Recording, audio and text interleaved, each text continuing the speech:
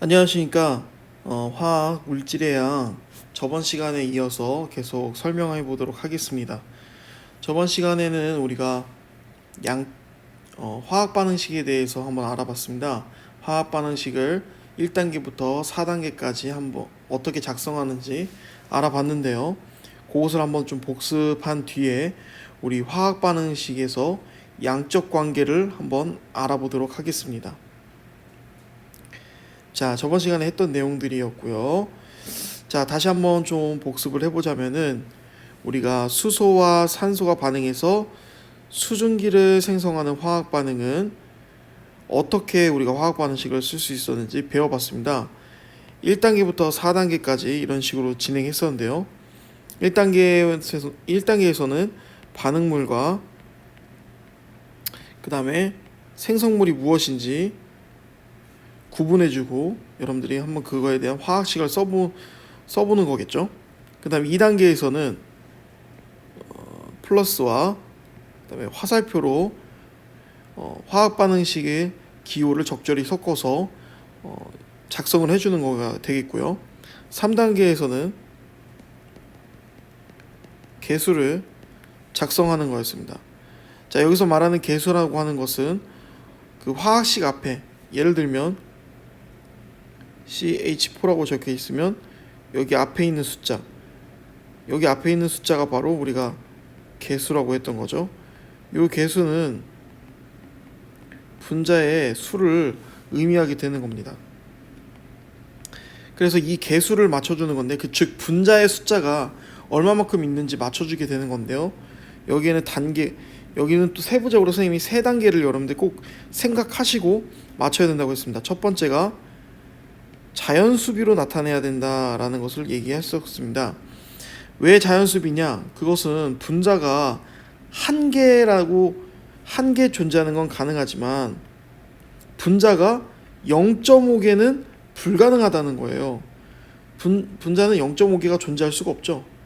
분자를 반으로 쪼개면 그 순간 그건 분자가 아니거든요. 그래서 반으로 쪼갠 분자는 존재할 수가 없기 때문에 자연수비로 나타내야 된다라는 걸 여러분들 알아두시면 됩니다. 그러니까 다시 한번 설명하자면 CH4 즉 메테인 분자 앞에 여기다가 0.5를 쓰게 되면 이게 지금 분자의 숫자를 의미한다고 했잖아요. 근데 분자의 숫자가 0.5다? 분자는 반개만큼 존재할 수가 없기 때문에 무조건 자연수의 비로 나타내 줘야 된다는 거죠. 두 번째, 반응물과 그 다음에 생성물의 원자의 종류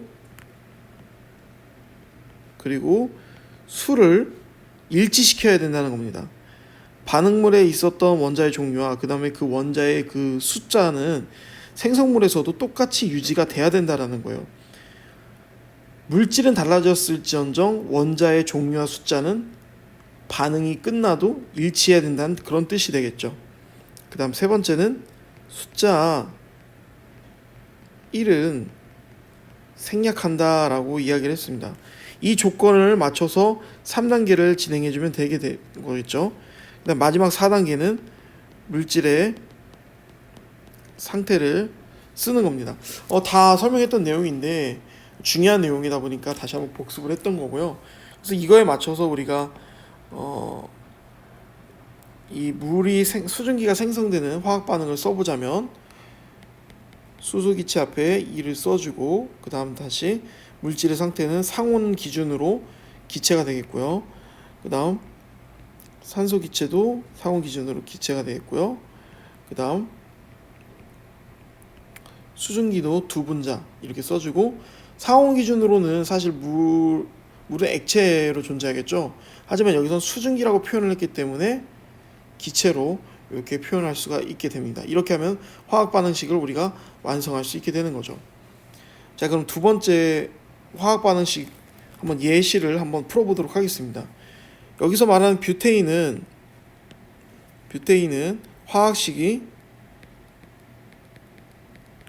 이렇게 쓸 수 있습니다. 이것도 마찬가지로 탄화수소 화합물이 되겠고요. 이 탄화수소 화합물인 뷰테인은 우리가 흔히 부탄가스라고 알고 있는 바로 그 뷰테인, 부탄가스가 바로 뷰테인입니다. 이때 공기 중에서 연소한다라는 말이 나오는데요. 이것은 굉장히 중요한 말입니다. 왜냐하면 이 연소한다라는 말이 나오면은 여러분들은 문제에서 어떻게 해석해야 되는지를 반드시 알고 있어야 되거든요. 연소한다라는 말은 산소 기체와 결합한다 이런 뜻이 되겠습니다. 그러니까 즉 뷰테인의 연소 반응은 반응물이 이 C4H10 그러니까 즉 뷰테인이죠. 이것과 O2 산소 기체가 되겠죠. 이것이 바로 반응물이 되겠어요.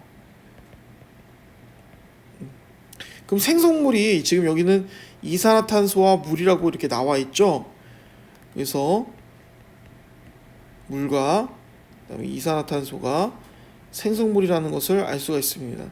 근데 여기서 여러분들이 반드시 알고 있어야 되는 것은 생성물이 이렇게 주어질 때도 있지만 주어지지 않을 때도 있어요. 그 이유는 이것 때문에 그렇습니다.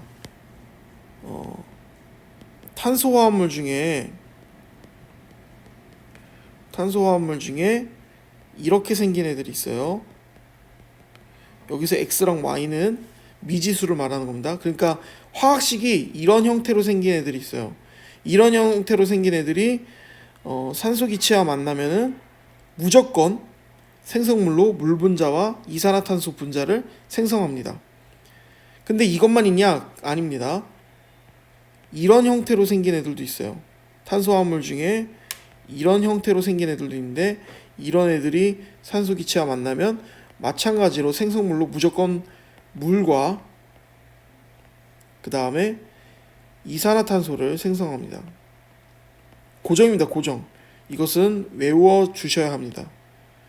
여러분들 이거는 반드시 여러분들이 외워 주셔야지만 나중에 문제를 여러분들이 정확하게 풀 수가 있게 되는 겁니다. 자, 그러면 이걸 가지고 한번 풀어보도록 할 건데요. 지금 보시면 개수를 맞춰줘야 되는데 이렇게 먼저 우리가 간단하게 먼저 쓰고 나면 개수를 맞춰줘야 되는데 개수를 맞춰주는 게 굉장히 어려워요. 이 3단계가 이렇게만 나와도 조금 벌써 복잡해지잖아요. 그래서 우리는 미정계수법을 활용해서 이 문제를 풀 수가 있습니다. 미정계수법이라고 하는 것은 한마디로 원래 개수를 써줘야 되는데 여기 개수 앞에다가 미지수를 써줘서 풀어본다 이런 뜻입니다.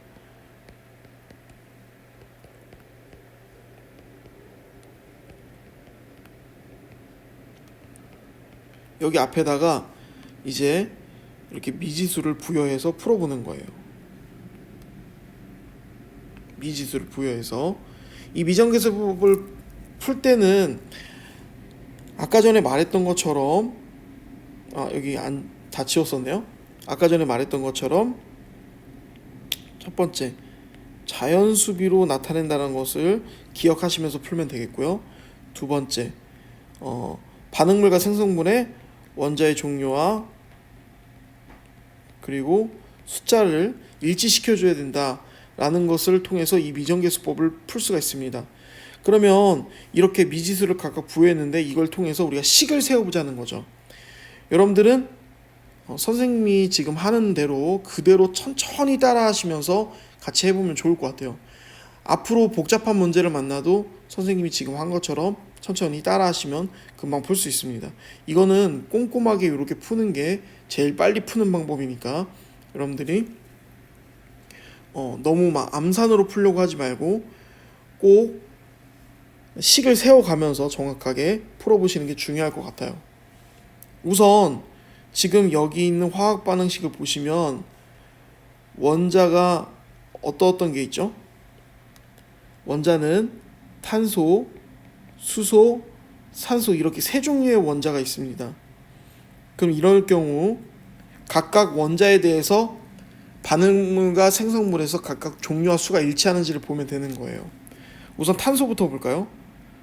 탄소는 반응물에서 지금 원자의 개수가 몇 개 있냐면 요걸 보면 되겠죠.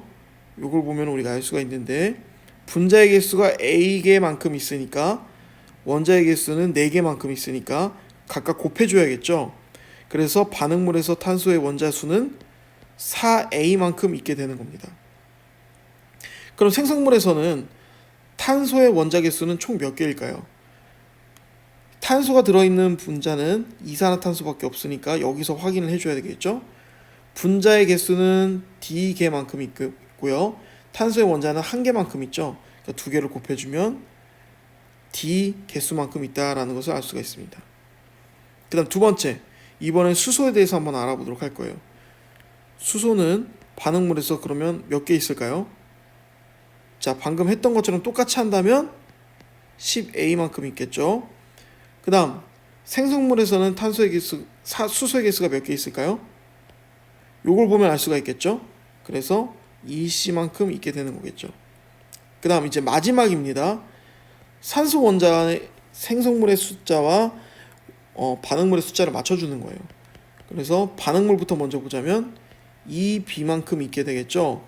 근데 생성물에서는 이렇게 2군데 각각 있기 때문에 이 2군데의 숫자를 전부 다 체크를 해주셔야 돼요. 그래서 C 더하기 2D만큼 있다라고 표현할 수가 있게 되는 거죠. 그래서 원자의 종류와 수를 우리가 다 일치시켜줬으니까 이제 뭐만 하면 되냐면 자연수비로 나타내주면 되는 겁니다. 근데 이게 지금 보시면 식이 3개예요. 근데 미지수는 몇 개냐면 미지수는 4개란 말이죠. 실제로는 연립방정식을 풀 수가 없어요. 연립방정식을 풀려면 식 4개가 돼야지만 풀 수가 있는데 식 4개를 더 이상 만들 수가 없단 말이에요. 하지만 우리는 꼭 식이 4개가 되지 않아도 이 문제는 풀 수 있어요. 왜냐면 이 자연수비로 나타내야 된다는 조건이 있기 때문이죠. 그래서 어떻게 해주면 되는 거냐? 요 조건, 즉 한 개의 미지수로 통일해주면 되는 겁니다. 한 개의 미지수로 통일을 해주면 되는 거예요. 우리 그럼 같이 한번 풀어보자면 모두 A로 통일해 주겠습니다. A로 통일을 해준다면 여기 B라고 적혀 있는 곳 앞에 뭐가 적혀야 될까요? 그렇죠. 4A가 적혀야 되겠죠. 그럼 당연히 C 앞에는 C 앞에는 5A가 적혀야 되겠죠. 그 다음 요 D가 좀 복잡한데 여기서 선생님이 실수를 했습니다. 여기가 지금 B였죠. B는 요거였습니다. 선생님이 실수했어요. 여기가 D였잖아요. 그러니까 여기가 4A가 됐던 거죠. 여기다 집어넣어야 되는 거죠. 그 다음 B가 좀 복잡한데 B는 이렇게 나와 있어요. 그러니까 각각 C와 D를 A로 먼저 만들어 준 다음에 풀어야겠죠. 그러면 요거는 요거는 5A 그 다음에 여기는 8A가 되겠죠. 그래서 총 13A가 되는데 이게 2B란 말이에요. 그래서 B는 얼마냐면 B는 2분의 13A가 되겠습니다. 자, 그러면 다 A로 통일시켜 줬는데요. 이거를 이제 자연수의 B로 나타내야 된단 말이죠. 전체 B가 A 2분의 13A 5A 4A 이렇게 비례식으로 우리가 표현할 수 있는데요. 하지만 보시면 자연수비가 아니죠. 요거 때문에 자연수비가 아니니까 우리가 자연수비로 나타내려면은 전체에 뭐를 곱해주면 되냐? 2를 곱해주면 되겠죠. 그래서 2를 곱해주면 여기 전부 다 바뀌어서 여기 13 그리고 여기는 10 여기는 8 그리고 여기는 2가 되게 되겠죠. 그래서 A가 전부 약분되니까 결국엔 여기 앞에 있는 개수는 어떻게 풀어줄 수 있냐? 2, 13, 18 이렇게 써줄 수가 있게 되는 거죠. 이 미정계수법으로 푸는 방법을 이해하셨나요? 여러분들한테 선생님이 천천히 설명하려고 굉장히 좀 천천히 풀었는데 여러분들은 더 빨리 쉽고 빠르게 풀 수 있을 거라고 생각이 들어요. 그래서 너무 당황해하지 마시고 어려운 문제가 나오면 이 미정계수법으로 풀면은 다 풀리게 되어 있습니다. 마지막으로 3단계까지 결국엔 여기에 기체, 그다음 이것도 상온이니까 기체라고 상온이면은 액체가 되겠죠. 그다음 요거 이산화탄소도 기체 이렇게 표시까지 해주면 우리가 화학 반응식을 완성할 수가 있게 되는 거죠. 자, 그러면 화학 반응식을 이렇게 완성할 수가 있었는데 우리가 다시 한번 요거 좀 한번 살펴보도록 합시다. 그러니까 수소기체, 그 다음 산소기체, 그 다음 수증기 이렇게 되어 있을 때 여기 앞에 있는 게 우리가 뭘 뜻하는 거냐면 분자의 숫자를 의미한다고 벌써 계속 얘기했었거든요. 즉 지금 보시면 개수의 비가 얼마입니까? 이 앞에 있는 숫자가 개수라고 했었죠. 개수의 비가 2대 1대 2죠. 근데 이 개수 앞에 있는 숫자가 분자의 숫자를 의미하는 거라고 했으니까 즉 분자수 B는 분자수를 입자수라고도 표현할 수 있겠죠. 입자수. 여러분들 착각하시면 안 되겠습니다. 입자수랑 분자수는 똑같은 말이에요. 그래서 2대 1대 2 이렇게 표현할 수가 있겠죠. 근데 분자의 숫자는 결국에는 몰수로 표현해 줄 수 있기 때문에 우리는 이것은 몰수비랑 똑같다라는 것도 알 수가 있습니다. 몰수는 어떻게 분자수로 나타낼 수가 있을까요? 몰수는 바로 분자수에다가 아보가드로 수로 나눠주면은 이렇게 몰수가 나오게 되는 거죠. 여기서 분자수는 입자수가 되는 겁니다. 그러니까 즉 분자수를 아보가드로 수로 나눠주면 몰수가 되는데 이거는 결국 비례식이니까 전체 아보가드로 수가 다 분모로 들어갈 거 아니에요. 그럼 아보가드로 수가 다 약분되니까 결국 몰수비나 분자수비나 다 똑같다는 걸 알 수가 있겠죠. 그래서 결국엔 몰수비가 2대 1대 2라는 것을 여러분들이 알 수가 있는 거죠. 근데 지금 여기 보시면 전부 기체죠? 전부 기체니까 여기도 아보가드로 법칙이 성립된다면 아보가드로 법칙이 성립이 된다면 아보가드로 법칙이 성립이 된다면 이 몰수비는 또 뭐가 됩니까? 몰수비는 개수비는 몰수비라고 했죠? 몰수비가 2대 1대 2라고 했는데 즉 몰수비와 부피비는 비례한다고 했죠? 아보가드로 법칙에서. 그래서 부피비도 2대 1대 2가 되게 되겠습니다. 자, 여기까지 너무 쉽게 잘 따라오셨죠? 자, 그러면 우리 이렇게 가정을 해봅시다. 우리가 수소기체가 2몰 있고 산소기체가 1몰 있고 그 다음에 수증기가 2몰 있다고 해봅시다. 이때 질량을 한번 구해봅시다. 이때 수소기체의 화학식량은 2가 되겠고요. 산소기체의 화학식량은 32가 되겠고요. 수증기의 화학식량은 18이 되는 거예요. 그러니까 각각 몰과 화학식량을 곱해주면 질량이 나오죠. 질량은 4g이 되겠고 질량은 32g이 되겠고 수증기 질량은 36g이 되겠죠. 지금 질량비가 얼마냐면 1대 8대 9가 됩니다. 1대 8대 9가 되니까 다시 한번 개수비를 써보자면 개수비는 2대 1대 2였죠. 근데 질량비는 어땠습니까? 질량비는 1대 8대 9였잖아요. 개수비와 질량비가 다르다는 걸 알 수가 있겠죠. 그래서 여러분들 마지막 최종 정리입니다. 그래서 개수비는 입자수비, 즉 분자 수비와 똑같고, 그다음에 입자 수비는 몰 수비와 똑같고, 아보가드로 법칙이 성립이 된다면 부피비와 똑같겠죠.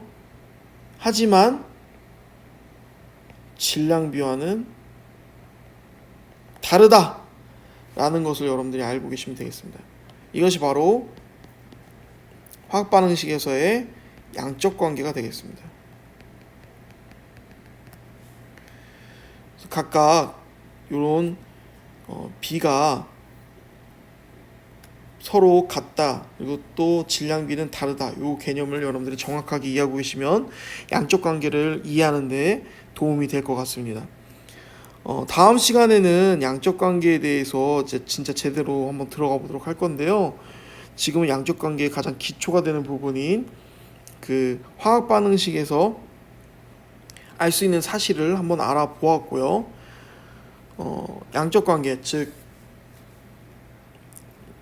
화학 반응에서 얼마만큼 물질이 들어가냐에 따라 생성물이 얼마만큼 나오냐, 이런 것들을 한번 알아보도록 하고, 한계 반응물이 무엇인지, 또 각각의 양을 어떻게 추리할 것인지, 이런 내용들을 한번 다음 시간에 알아보도록 하겠습니다. 네, 오늘의 강의는 여기에서 마치도록 하겠습니다.